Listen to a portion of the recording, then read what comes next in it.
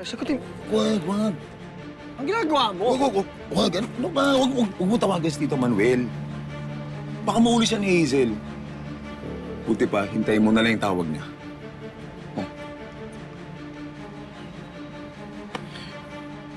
Hazel, bakit? Wala. Tapos ka na bang kumain? Gusto mong ipaghiwa kita nito? Hindi. Yung Sige. prutas? Okay na ako. Sige.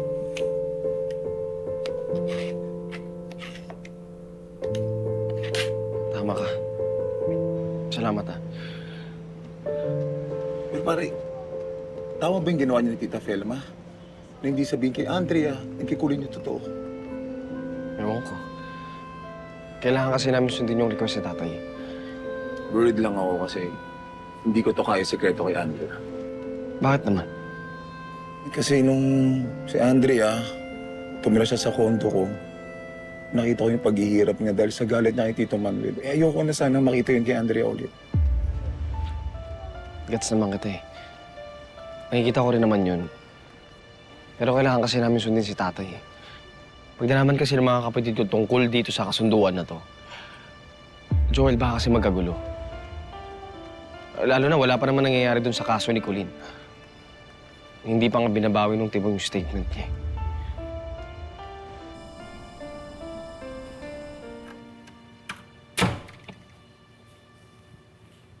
Ay, Diyos Maria Josep, akala ko naman aparasyon. Ay, buti naman. Lumabas ka na ng kwarto mo.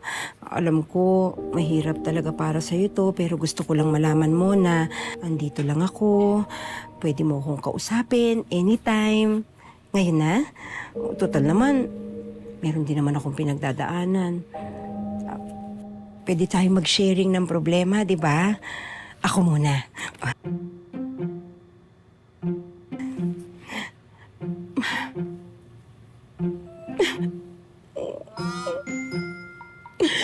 Kuli, naalala mo si JB. Yung sa resort. Kasi na-discover ko sa friends book. Ngayon lang. Taken na pala siya. Meron na siyang boyfriend. Taga doon din sa resort.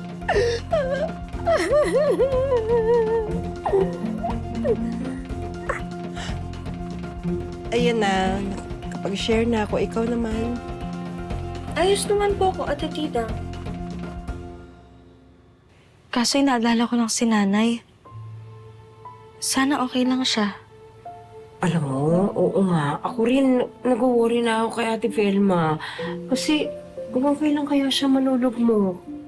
Tapos, ay, Anak, ate, kumain ka na ba? Yung ate at kuya mo, hindi pa ba nakauwi? ay, ate, tinawagan ko na po si Andrea. Ang sabi niya, overtime siya. Tapos, si Jeffrey naman, iintayin daw po si Andrea, kaya sabay na sila uuwi. So tayo muna ang maghahapunan. Noah, maghapunan ka na rin dito. Sure.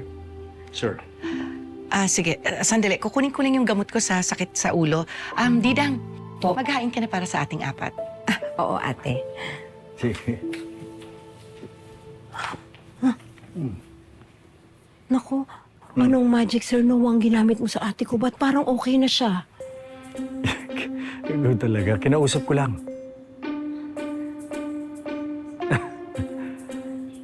Kulina na. Ikaw, kamusta ka naman?